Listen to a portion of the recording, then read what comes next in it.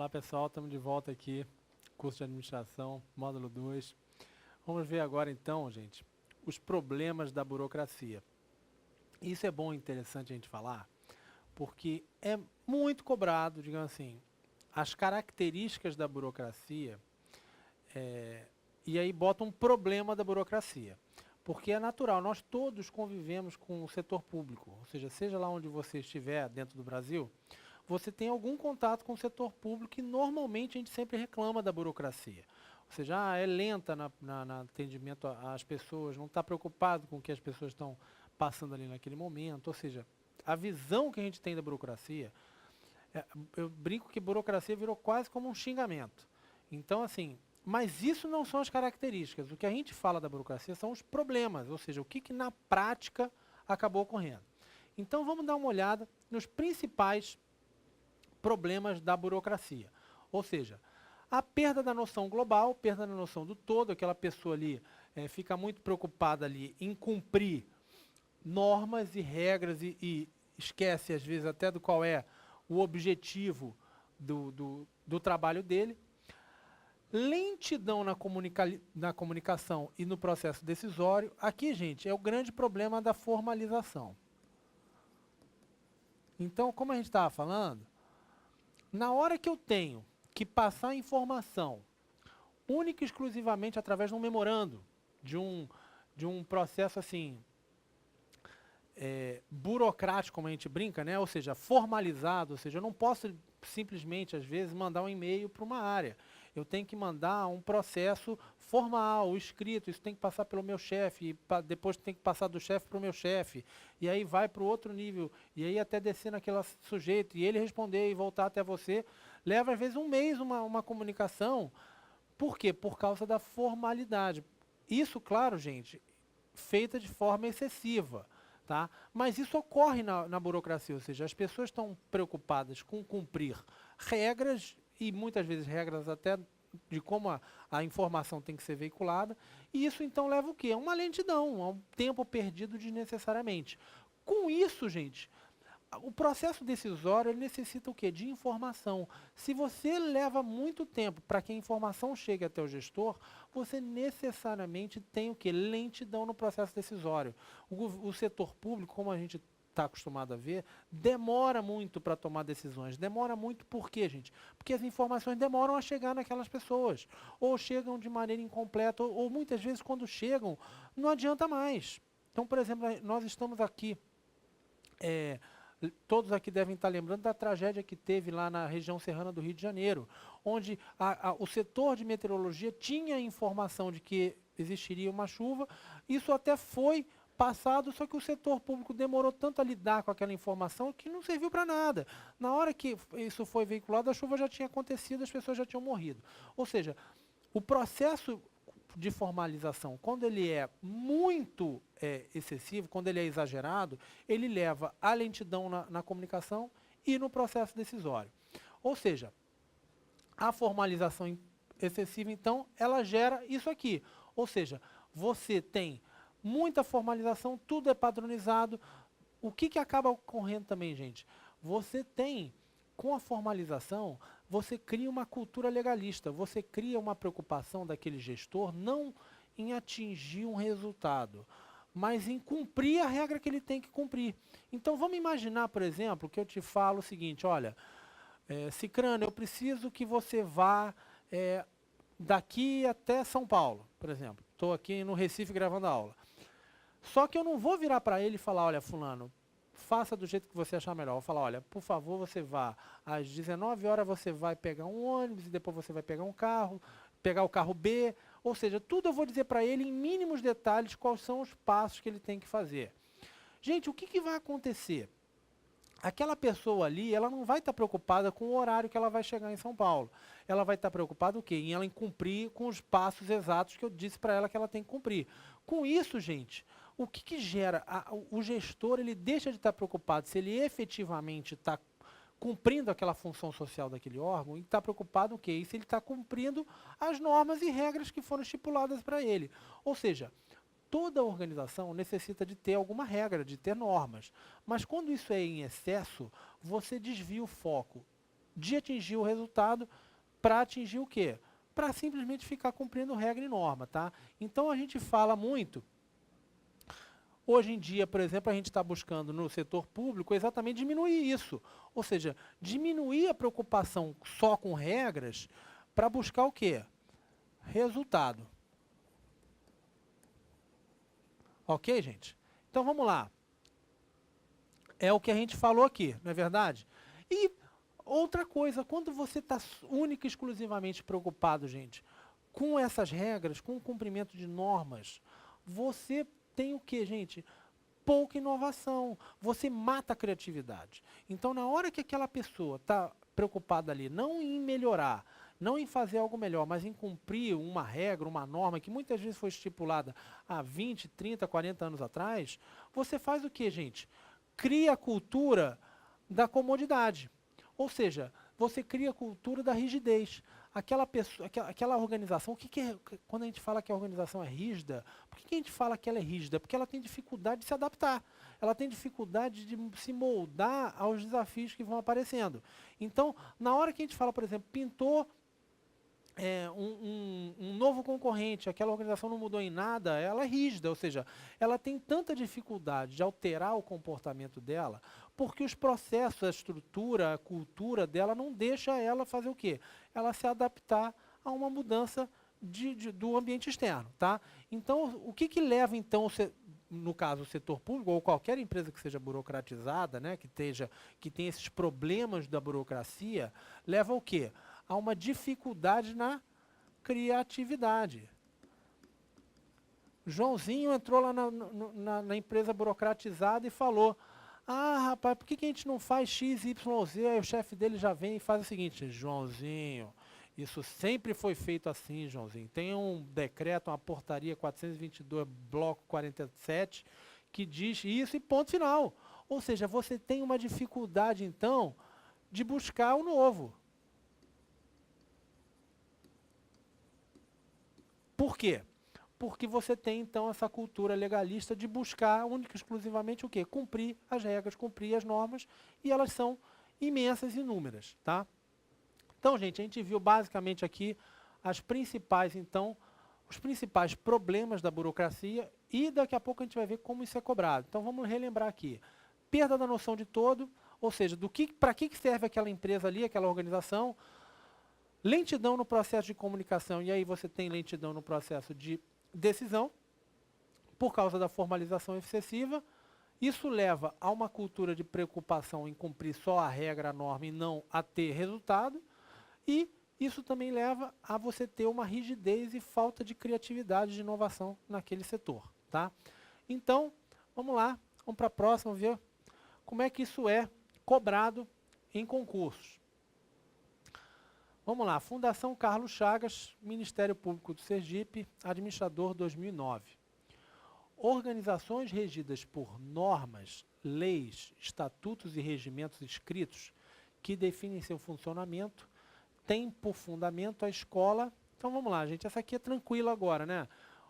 Qual é o tipo de escola que buscou, gente, as normas, leis e estatutos, ou seja, que tem seu funcionamento baseado no que a gente chama de dominação legal, racional? É a escola da burocracia, né, gente? Tranquilinho.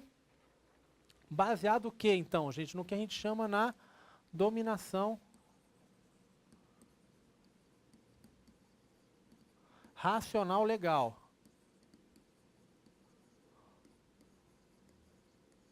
Ou seja, baseada na razão, nas leis, nas normas. Tá? Essa é a base da burocracia. Questãozinha aqui bem tranquila. Nossa alternativa é a alternativa E.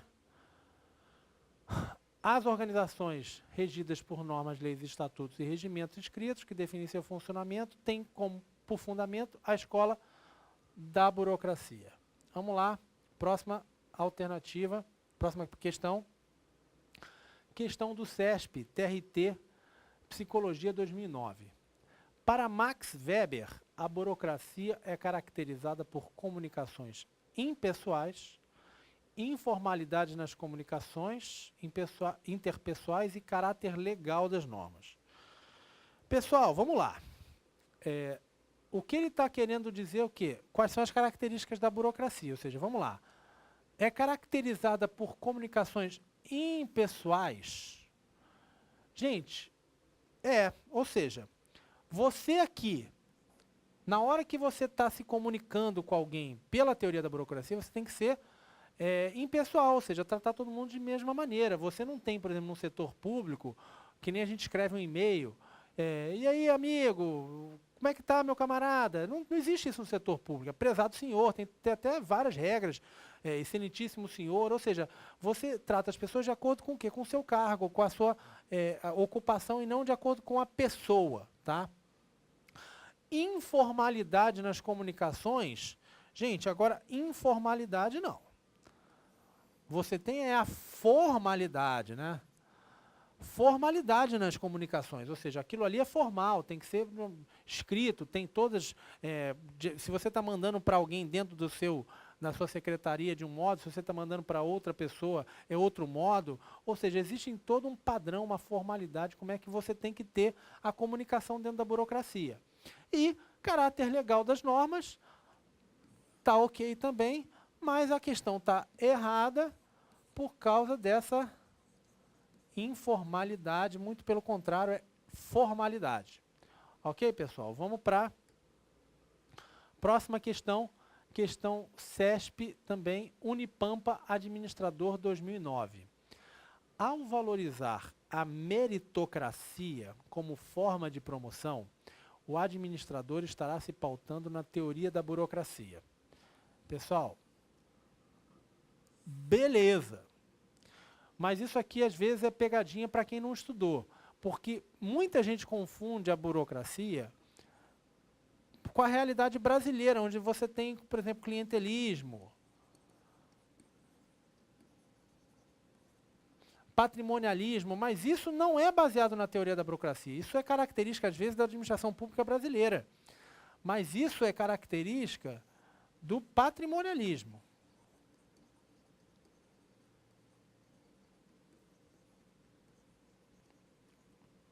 Tá? Ou seja, a meritocracia é uma característica da burocracia? Perfeito, é isso aí. Tá? Ou seja, pela burocracia, a meritocracia é um princípio básico e, digamos assim, está corretíssima a questão, é exatamente isso. Tá? Vamos para... Vamos lá, botar aqui. Certo. Vamos para a próxima questão. Questão da ESAF, da Secretaria do Tesouro Nacional, Desenvolvimento Institucional de 2008. Vista como uma forma de organização que se baseia na racionalidade, na adequação dos meios aos objetivos pretendidos como forma de se garantir a máxima eficiência possível, a burocracia se caracteriza por encampar os seguintes atributos, exceto. Então vamos lá, gente. Primeira coisa é lembrar bem, ESAF adora esse exceto, incorreta, eu não sei qual é o problema lá, mas é muito cobrado. Preste bem atenção na hora que você tiver numa questão dessa. Eu gosto sempre de botar assim, uma errada logo aqui para lembrar que eu tenho que marcar a incorreta. Então vamos lá, gente. O que a burocracia se caracteriza? Vamos lá. Gente, impessoalidade nas relações, correto. Impessoalidade é você tratar todos da mesma forma. Ou seja, você não tem ali relações, tratar alguém melhor porque é amigo, porque é colega ou porque é inimigo. Você trata todos da mesma forma, está correta. Competência técnica e meritocracia, gente. Beleza, tranquilão, é isso aí. Ou seja, pela burocracia, você tem que ter o quê? Meritocracia, noção de carreira, noção de especialistas. Tá tranquilo, é isso aí. Vamos lá, letra C. Informalidade das normas e regulamentos. Gente, informalidade não. Você tem, como a gente já viu, a formalidade das normas e regulamentos. Tá? Essa aqui já está com certeza incorreta. Vamos para as outras aqui. Hierarquia da autoridade, com certeza, hierarquia é um princípio da burocracia. E completa previsibilidade do comportamento. Gente, essa completa aqui eu até não concordo 100% não, mas com certeza a burocracia busca previsibilidade do comportamento. Então, nossa alternativa aqui a C, com certeza, está incorreta. Vamos para a nossa próxima questão. Vamos lá. Aliás, próxima questão não, próximo tema. Pessoal, aqui vamos ver a escola das relações humanas, o trabalho de Elton Maio. O contexto e como é que ela funcionou, o que aconteceu. Bom, basicamente o que a gente tem que ver é que na época você teve a crise de 29, você teve Primeira Guerra Mundial, você teve diversos conflitos ali, a economia estava passando um problema, uma época difícil, e você tinha um desgaste das teorias antigas, ou seja, você tinha uma visão de que não podia ser só aquilo, ou seja, essa visão do homem como um homem só interessado pelo dinheiro já não era mais vista como aceitável.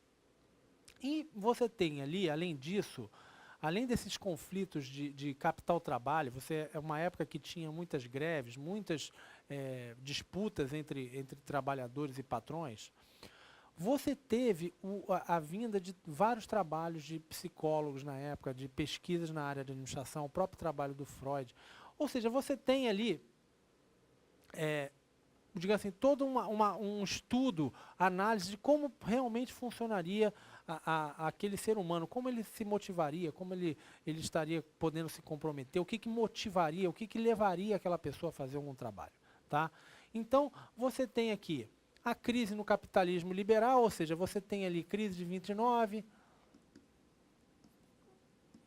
que impacta quase todas as economias, inclusive a brasileira. A gente tem aqui uma falta, então, de resultados, um descrédito da administração clássica. Na administração aqui clássica a gente está falando de Fayol e Taylor. E conflitos capital-trabalho, tá? Desentendimentos entre os empregados e os seus patrões. E, gente, você tem o impacto desses estudos na área da psicologia. E aqui, Hawthorne, vou explicar para vocês, esse é um tema cobrado, o que foi a experiência de Hawthorne, que baseou os estudos do Elton Maio. O Elton Maio, gente, ele era da Universidade de Harvard, nos Estados Unidos, e ele foi contratado, na época, para fazer um estudo na Western Electric, uma empresa americana. E qual era a tese, gente, que eles estavam indo buscar lá? A ideia inicial do trabalho era de que a iluminação podia, ou seja, se a iluminação fosse melhorada, podia impactar na produtividade, podia impactar na motivação das pessoas. E esse estudo levou diversos anos e eles chegaram à conclusão, gente, que na verdade eles aumentavam, diminuíam a iluminação e sempre melhorava o trabalho. Ou seja, que na verdade os aspectos psicológicos eram mais importantes que os fisiológicos. O que elevava a produtividade daquelas pessoas? Não era a iluminação para cima ou para baixo. As pessoas se sentiam importantes por ter gente ali prestando atenção nelas. Ou seja, imagina você está lá numa fábrica, daqui a pouco você sabe que está vindo uma equipe de Harvard, que eles vão analisar o trabalho de vocês e como é que você pode fazer para melhorar. A pessoa se sentia importante só pelo fato de estar participando de uma experiência, de ter uma equipe de pessoas importantes ali, estar interessada no como ela está fazendo o trabalho dela. Ou seja, o que eles pegaram foi o seguinte, que na verdade os aspectos importantes eram os psicológicos e não os físicos. Ou seja, o importante não era se você estava aumentando ou não a iluminação. O importante era aquela pessoa se sentir o quê? Importante. Era aquela pessoa se sentir parte de uma experiência legal, de um projeto, ou seja, entender para que serve o trabalho dela. Tá? Ou seja, o empregado se sentia valorizado. Com isso, ele trabalhava mais, era mais produtivo. Tá? Isso leva, então, gente, a que o Elton Maio faça toda diga assim, uma revolução na administração, trazendo o quê? Uma experiência de você tem que focar nas pessoas e não focar de como ela faz a tarefa. Tá? Então, basicamente, o que ele chegou à conclusão, gente? Uma coisa é o seguinte, nós somos, o ser humano, é um animal gregário, ou seja, a gente precisa estar envolvido em grupos, a gente precisa do relacionamento entre as pessoas. Isso é importante na nossa vida e a gente é motivado por isso. Tá? Então, vamos lá. Como é que isso funcionava? Na hora que a gente está integrado com alguém, a gente acaba sendo mais produtivo. O ser humano não serve para ficar vivendo isolado do mundo. A gente está envolvido entre as pessoas e como esse grupo funciona vai afetar essa produtividade. A segunda coisa que ele disse foi o seguinte: o comportamento é determinado pelas regras do grupo. E isso a gente vê muito, todo mundo que já vai lembrar aqui na escola, você pega, por exemplo, às vezes uma turma calminha de crianças. Está todo mundo ali, os garotos são calminhos, são tranquilos, aí você bota um menino que é um peste dentro da sala de aula. Muitas vezes, o quê? Aquele menino vai melhorar um pouquinho, não vai ficar bom não, mas vai melhorar um pouquinho, porque naquele ambiente ali, não é valorizado ser um pestinha. Já o contrário acontece também, ou seja, você pega um menino calminho e joga ele no meio de um monte de turma, todo mundo ali tocando terror no professor, ele naturalmente vai acabar sendo mais ativo, ou seja, nós nos adaptamos ao ambiente que a gente está, ao grupo que a gente está junto, ou seja, você já deve ter visto, por exemplo, quem já não foi num estádio de futebol, você às vezes vê uma velhinha xingando o árbitro, aquela senhora em casa nunca teria aquele comportamento, mas naquele estádio de futebol ela se acha, assim, ela está seguindo o comportamento ali da multidão, ela acaba sendo influenciada pelo grupo. E isso é muito comum, quem estuda, por exemplo, grandes multidões, como você vai trabalhar isso, ou seja, a gente acaba querendo o quê? Se harmonizar com o grupo. A gente acaba querendo o quê? A gente não quer sair muito do padrão das pessoas. Então, naturalmente, as regras do grupo vão influenciar no comportamento. Outra coisa que ele falou foi a importância dos grupos informais. Isso é uma coisa que a gente vai ver depois, ou seja, a importância que existe desses grupos informais. O que são grupos informais, gente? São grupos que são... como funciona a empresa sem a gente estar se relacionando em relação a cargo. Então, por exemplo, quando a gente fala de grupo formal, por exemplo, a estrutura formal de uma empresa, que a gente vai estudar depois melhor, a gente está falando do quê? De quem ocupa que cargo, quem é subordinado a quem. Ou seja, como pelas regras da empresa, cada um está localizado na empresa e quem faz o quê, quem manda em quem. Agora, grupo informal, gente, é como aquelas pessoas se relacionam. Quem tem amizade com quem conhece quem tem inimizade com quem. Então, por exemplo, é muito comum, por exemplo, às vezes você chega numa empresa, você vai trabalhar na área financeira e você conhece um grande amigo seu, trabalha na área de vendas. É óbvio que você vai ter um acesso a informações da área de vendas que você talvez não tivesse se você não conhecesse aquele teu amigo. Ou vice-versa, às vezes você, por exemplo, não gosta de alguém da área de tal, às vezes aquela pessoa ali vai deixar de te passar certas informações porque não vai muito com a tua cara. Ou seja, relacionamentos informais, gente, são aqueles relacionamentos que não se baseiam no trabalho formal, não se baseiam nos cargos, não se baseiam na estrutura formal da empresa.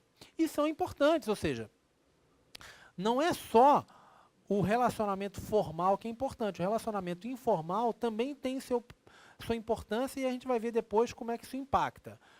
Outra coisa que ele viu o seguinte, que uma supervisão mais cooperativa, ou seja, que não basta só chicotada, ou seja, você tem que ter o quê? Você tem que ter conversa ali, você tem que ter mais participação daquele funcionário no trabalho que ele faz. Você tem que ter digamos assim, um trabalho da gerência de modo a ouvir aquelas pessoas, a entender, a tentar trabalhar com elas, a tentar saber como aquilo ali pode ser melhorado, e não única e exclusivamente aquele trabalho do chicote, tem que ser assim, vamos fazer, tem que ser, senão punição, tá? E, por último aqui, uma noção de que o gerente, gente, a autoridade dele, assim, ele tinha que se preocupar não só nos aspectos técnicos, mas ele tinha que ter competências sociais, ou seja, aquele gerente ele tem que saber comunicar, ele tem que saber motivar, ele tem que saber liderar. Porque não adianta, muitas vezes, até hoje a gente vê isso, às vezes o cara vira o gerente, mas ele mal sabe falar direito, ou ele não sabe liderar, ele fica praticamente, como a gente chama, encastelado naquela posição ali. Por quê? Porque ele não tem o quê? Essa facilidade, essa habilidade de coordenar as pessoas, de liderar, de motivar, de mostrar o caminho. Olha, gente, vamos buscar isso, que a gente vai atingir o objetivo X, Y, Z, é importante, que vai todo mundo crescer junto. Ou seja, essa habilidade que a gente viu no módulo 1, habilidade humana, é muito importante. Se você não tiver essa habilidade humana, fica muito difícil o quê? Você gerenciar, tá? Ou seja, gente, revendo aqui, que a integração social afeta a produtividade, ou seja, você tem que ter um clima legal de trabalho ali dentro, isso é importante, que o comportamento é determinado pelas regras do grupo. Isso a gente vê muito no setor público, de um modo negativo, ou seja, se você chega numa área, a área está meio paradona ali, você começa a trabalhar demais, as pessoas começam a olhar feio para você. Por quê? Porque você está deixando os outros em maus lençóis. Ou seja, é natural que aquela pessoa acabe tentando o quê? Diminuir o trabalho dele para ficar meio parecido com aquelas pessoas que estão trabalhando pouco ali. E o contrário acontece. Se você chega numa empresa e está todo mundo só saindo às 8 horas da noite, naturalmente você vai se sentir mal de estar saindo cedo. Ou seja, você vai se sentir desconfortável de estar saindo cedo, tá? E os grupos, a noção de que existem não só os grupos formais, mas existem os grupos informais, que era importante uma supervisão mais cooperativa, ou seja, de que o empregado fosse mais ouvido e que a autoridade do gerente se tivesse baseada principalmente nessas competências sociais, de comunicação, digamos assim, de como você vai motivar aquele teu grupo de trabalhadores. Quais foram os problemas, gente? Quais foram as deficiências, o que deu errado, quais foram os problemas que existiram nessa escola das relações humanas? A primeira coisa é o seguinte, gente. Nem sempre quem está satisfeito é produtivo. Ou seja, muitas vezes o clima de trabalho é legal, é tranquilo, mas as pessoas não estão motivadas. Ou seja, se você for perguntar, você gosta de trabalhar? Gosto. Não, tranquilo, está ótimo, o chefe é gente boa e tal, mas e aí, motivadão? Não, nem tanto, né? O trabalho é meio chato. Ou seja, que não é só isso que mexe com a produtividade, tá? É muito comum você ver, por exemplo, um ambiente de trabalho onde o cara chega, aí meia hora ele leva ali para tomar cafezinho, conversar sobre o futebol com o pessoal, a outra meia hora é fofocando. Ou seja, muitas vezes ele está feliz, mas ele não é produtivo. Ou seja, nem sempre digamos assim, o ambiente de trabalho vai tornar aquelas pessoas produtivas. Outro problema foi que ele continuava com um sistema fechado, ou seja, não tinha preocupação com o ambiente externo. Tá? E ele negligenciou, ou seja, ele deixou meio de lado os aspectos técnicos, que também são importantes. Ou seja, não basta só você ter pessoas motivadas e se sentindo bem no ambiente de trabalho, que existem outros aspectos ali que são importantes, aspectos técnicos, por exemplo. Tá? Então, lembra bem disso. Quais as principais críticas da Escola das Relações Humanas? A principal é essa, de que não necessariamente a felicidade vai trazer produtividade, tá? Isso não é necessariamente verdade, que continuava com um sistema fechado e que negligenciava outros aspectos, além dos aspectos pessoais. Pessoal, próxima aula a gente vai ver mais questões sobre teoria das relações humanas. Até daqui a pouquinho. Tchau, tchau.